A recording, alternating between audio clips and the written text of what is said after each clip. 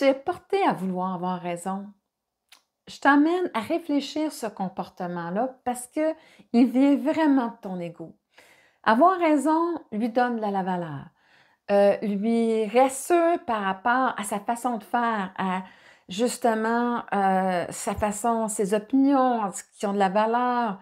C'est rassurant de faire à notre façon.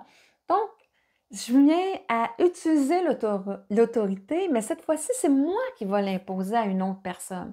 Donc, si je n'ai pas aimé me faire imposer l'autorité d'une autre personne, c'est pas vraiment mieux. Et souvent, malheureusement, c'est justement une mémoire d'injustice par rapport à l'autorité qui a emmené ces comportements-là.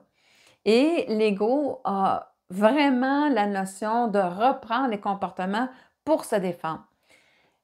L'amour de soi ne va pas aller dans ce sens-là parce que reprendre l'autorité sur sa vie ne veut pas dire l'imposer à l'autre, mais bien d'aller l'enligner, d'avoir la liberté d'enligner ses choix avec ses valeurs et le chemin de vie qu'elle veut aller. Quand je suis vraiment dans l'amour de soi, je vais aller considérer l'opinion de l'autre, je vais considérer la mienne et je vais voir tout simplement si on est dans l'intérêt de l'un de l'autre de faire un chemin ensemble. Je n'essayerai pas de le changer ou quoi que ce soit.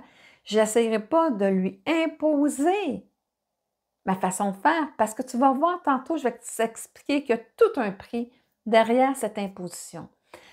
En fait, c'est que je me donne la liberté de me choisir et je vais laisser l'autre la liberté de se choisir. C'est souvent une notion où est-ce que je vais tout simplement agir en complémentarité avec l'autre. Je vais voir ses forces, je vais vouloir être complémentaire à lui et ça va aller aussi dans le même intérêt, dans le même but. Et à ce moment-là, bien, ça s'appelle tout simplement unir ses forces dans l'intérêt de chacun pour que le projet de vie qui est en place se réalise, que ça soit familial, travail, peu importe ça va être lequel, c'est vraiment la voie à suivre. Je vais te donner un exemple.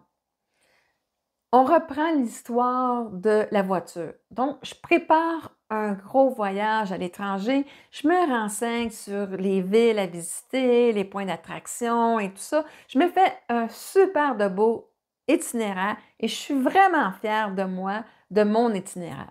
Je rencontre un ami et je lui fais part de mon voyage, tout ce que j'ai planifié. Dans sa façon d'agir, si il va tout simplement de dire « Hey, regarde, moi j'y étais, je te conseillerais ça, tu devrais faire ça, tu devrais faire ci. » Là, je vais me sentir dérangée parce que l'autre vient m'imposer sa façon de faire. Il est dans l'ego, il va m'emmener dans l'ego. Ça va créer une dualité entre les deux parce que je vais vouloir défendre mon trajet, mes endroits.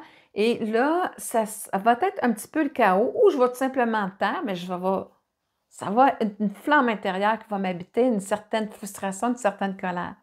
Par contre, si l'autre, avec bienveillance, arrive, ah, c'est super, écoute, tu sais, moi, là, je me souviens, quand on était allé dans ce coin-là, on était dans une petite auberge, c'était vraiment le fun, c'était agréable, c'était excellent. Ici, on a découvert un autre bon restaurant, une chose à visiter que j'ai trouvé exceptionnelle. Ici, ça m'a un petit peu déçue. Et je viens tout simplement enrichir l'expérience de la personne parce que je ne vais pas lui imposer mes choix. Je lui partage mon expérience et je lui laisse libre de faire ses choix ensuite. Et là, à ce moment-là, c'est vraiment dans l'amour. La personne aimait l'amour parce qu'elle n'est pas en train d'imposer ces choses et toi, bien, tu l'accueilles parce que ça vient enrichir